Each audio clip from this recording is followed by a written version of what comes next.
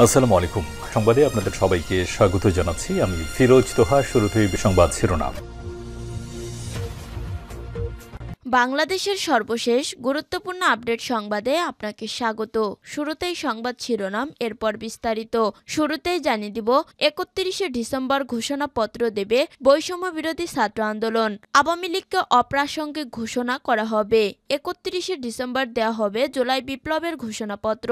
ছাত্র জনতার উপস্থিতিতে ২৪-এর গণ অভ্যুত্থানের প্রাতিষ্ঠানিক ও দালিলিক স্বীকৃতির দাবিতে সেই দিন জাতীয় শহীদ মিনার থেকে প্রোক্লেমেশন অব জুলাই রেভলিউশন ঘোষণা আসবে। এরপর জানিয়ে দিব, টেকসই অর্থনীতির জন্য সংস্কারমুখী পদক্ষেপের বছর ২০২৪। আশা আকাঙ্ক্ষায় ভরা বাংলাদেশ আজ নানামুখী সংকটে জর্জরিত। ১.৫ দশকের একক শাসনের স্বৈরাচারী আচরণ এবং তথাকথিত উন্নয়নের আড়ালে লুকিয়ে থাকা অর্থনৈতিক বাস্তবতা দিন দিন আরও গভীর সংকটের দিকে ঠেলে দিচ্ছে দেশকে। এদিকে জাতীয় সংসদ নির্বাচনই এখন ইসির অগ্রাধিকার। নির্বাচন কমিশনারের দায়িত্বটাকে সুযোগ হিসেবে দেখছে প্রধান নির্বাচন কমিশনার এএমএম নাসির উদ্দিন। এই সুযোগের সদ্ব্যবহার করে তারা জাতিকে একটি সুষ্ঠু সুন্দর নির্বাচন উপহার দিতে চান। তিনি বলেন, দায়িত্বকে চ্যালেঞ্জ নয়, সুযোগ মনে করছি। এই সুযোগটাকে কাজে লাগাতে চাই। এরপর জানিয়ে দিব, বিনা বিচারে ৬ বছর জেলে মানারাতে ২ ছাত্রী। জেএমবি সংশ্লিষ্টতার অভিযোগ এনে পুলিশের সাজানো মামলায় গত ৬ বছর ধরে বিনা বিচারে নরসিংদী কারাগারে বন্দী রয়েছেন মানারাত বিশ্ববিদ্যালয়ের ফার্মেসি বিভাগের ২ ছাত্রী। ২০১৮ সালে ছাত্রী মেস থেকে উঠিয়ে নরসিংদীর নীলুফার ভিলায় নিয়ে জঙ্গি নাটক মঞ্চ করে counter terrorism and transnational crime unity CTTC. এদিকে শেরপুরে বাস সিএনজি চালিত অটোরিকশার সংঘর্ষে নিহত ৫। শেরপুরের সদর উপজেলায় বাস সিএনজি চালিত অটোরিকশার সঙ্গে সংঘর্ষে ৫ জন নিহত হয়েছেন। এ ঘটনায় গুরুতর আহত হয়েছেন আরও ২ জন। রোববার ২৯শে ডিসেম্বর বেলা ১১:৩০টায় শেরপুর ময়মনসিংহ মহাসড়কের বাদশালা এলাকায় এই দুর্ঘটনা ঘটে। এবং সর্বশেষ জানিয়ে দিব, আজ থেকে শুরু ৪৭তম বিসিএস এর আবেদন। আজ থেকে শুরু হলো ৪৭তম বিসিএস এর আবেদন কার্যক্রম। রোববার ২৯শে ডিসেম্বর সকাল ১০টা থেকে আবেদন গ্রহণ শুরু হয়েছে, যা চলবে আগামী ৩০শে জানুয়ারি রাত ১১:৫৯ পর্যন্ত। গত ২৮শে নভেম্বর পিএসসি ৪৭তম বিসিএস এর বিজ্ঞপ্তি প্রকাশ করে। বিজ্ঞপ্তিতে উল্লেখ করা হয়েছিল, আবেদনপত্র পূরণ ফি জমা শুরু হওয়ার কথা ছিল ১০ই ডিসেম্বর সকাল ১০টায় এবং শেষ হওয়ার সময় ছিল ৩১শে ডিসেম্বর রাত ১১:৫৯। তবে সরকারি চাকরিতে আবেদন ফি কমানোর প্রজ্ঞাপন জারি না হওয়া পিএসসি ৪৭তম বিসিএস এর আবেদন গ্রহণ স্থগিত রেখেছিল। প্রিয় দর্শক, এতক্ষণ শুনছিলেন সংবাদ শিরোনাম, এরপর বিস্তারিত। তবে তার আগে বন্ধু জানিয়ে দিন, আপনি কোন স্থান থেকে আমাদের সংবাদটি দেখছেন এবং শুনছেন। জানিয়ে দিন এই সংবাদ সম্পর্কে আপনার মূল্যবান মতামত। আর বন্ধু, আপনি যদি আমাদের চ্যানেলে নতুন হয়ে থাকেন তাহলে ভিডিওটি দেখতে দেখতে চ্যানেলটি সাবস্ক্রাইব করে রাখুন, যাতে করে আমাদের পরবর্তী সংবাদগুলো সবার আগে আপনার কাছে পৌঁছে যায়। এবারে বিস্তারিত। ৩১শে ডিসেম্বর ঘোষণাপত্র দেবে বৈষম্য বিরোধী ছাত্র আন্দোলন। আওয়ামী লীগকে প্রাসঙ্গিক ঘোষণা করা হবে। ৩১শে ডিসেম্বর দেয়া হবে জুলাই বিপ্লবের ঘোষণাপত্র। ছাত্র জনতার উপস্থিতিতে ২৪-এর গণ অভ্যুত্থানের প্রাতিষ্ঠানিক ও দালিলিক স্বীকৃতির দাবিতে সেই দিন জাতীয় শহীদ মিনার থেকে প্রোক্লেমেশন অব জুলাই রেভলিউশন ঘোষণা আসবে। রোববার ২৯শে ডিসেম্বর রাজধানীর বাংলা মোটরে বৈষম্য বিরোধী ছাত্র আন্দোলনের কেন্দ্রীয় কার্যালয়ে সংবাদ সম্মেলনে সমন্বয়করা বলেন, পরবর্তী বাংলাদেশ বিনির্মাণের ঘোষণা আসবে জুলাই প্রোক্লেমেশনে। সেই দিন শহীদদের পরিবার ও আহতরা তাদের আকাঙ্ক্ষার কথা বলবেন। একই সঙ্গে শহীদ মিনারে সমবেত হবেন জুলাই গণ অভ্যুত্থানের পক্ষের সকল শক্তি। আগামী নির্বাচন, রাষ্ট্র সংস্কার ও জুলাই জুলাই বিপ্লবে গণহত্যাদের বিচারসহ নতুন প্রজন্মের আশা আকাঙ্ক্ষার প্রতিফলন নিয়েই এই ঘোষণাপত্র বলে জানানো হয়। এ সময় হাসনাত আব্দুল্লাহ বলেন, আগামী ৩১শে ডিসেম্বর নাৎসি বাহিনীর সংগঠন হিসেবে আওয়ামী লীগকে অপ্রাসঙ্গিক ঘোষণা ও মুজিববাদী ৭২-এর সংবিধানকে কবর দেওয়া হবে। সার্জিস আলম জানান, আগামী ৩১শে ডিসেম্বর বেলা ৩টায় কেন্দ্রীয় শহীদ মিনারে অনুষ্ঠান করে এই ঘোষণাপত্র দেবে তারা। এর আগে গতকাল শনিবার সন্ধ্যার পর বৈষম্য বিরোধী ছাত্র আন্দোলন ও জাতীয় নাগরিক কমিটির ভেরিফাইড ফেসবুক পেজে পরপর একই ধরনের দুটি পোস্ট দেওয়া হয়। প্রথম পোস্টে লেখা হয় ৩১শে ডিসেম্বর ২০২৪ বিপ্লবীরা প্রস্তুত।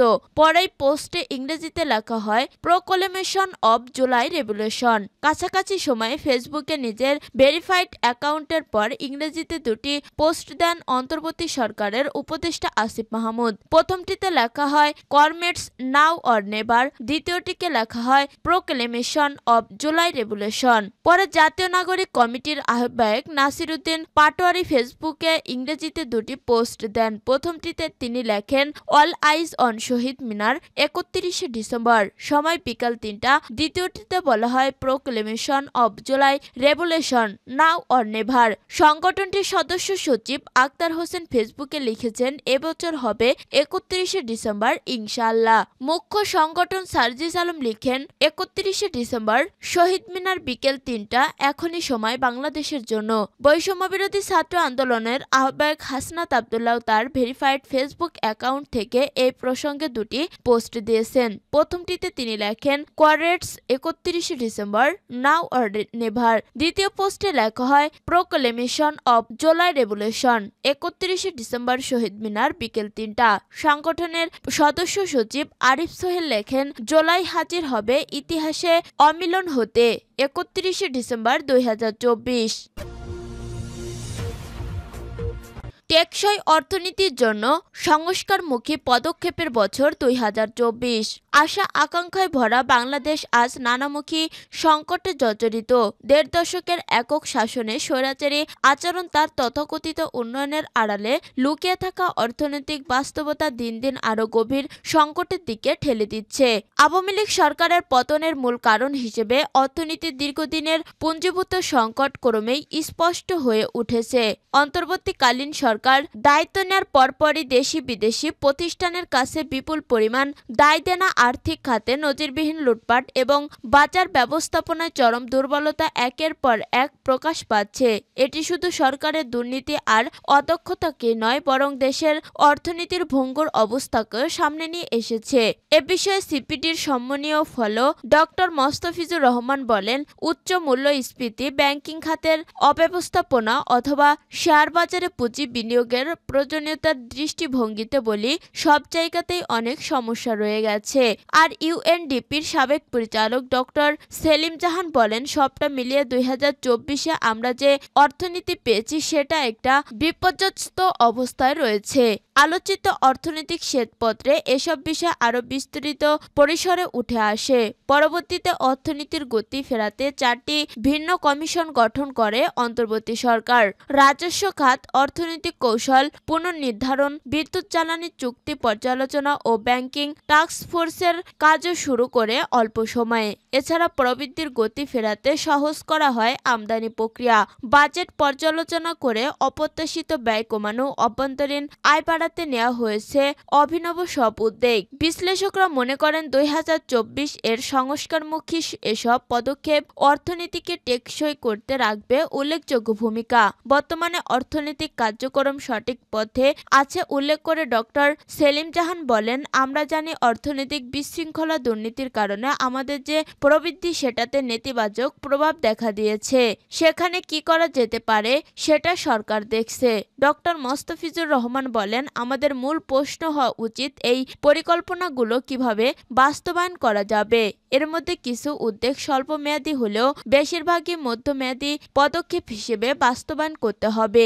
এটি মূলত নির্ভর হবে পরবর্তী নির্বাচিত সরকারের উপর, যারা ক্ষমতায় বসে এসেছে এই পরিকল্পনাগুলো কার্যকর করার পদক্ষেপ নেবে। বর্তমান সরকারের অন্যতম উদ্যোগ সঠিক তথ্য উপাত্ত নিশ্চিত করা, যা অর্থনৈতিক কৌশল ও পরিকল্পনা গ্রহণে কার্যকর ভূমিকা রাখবে আগামী দিনে।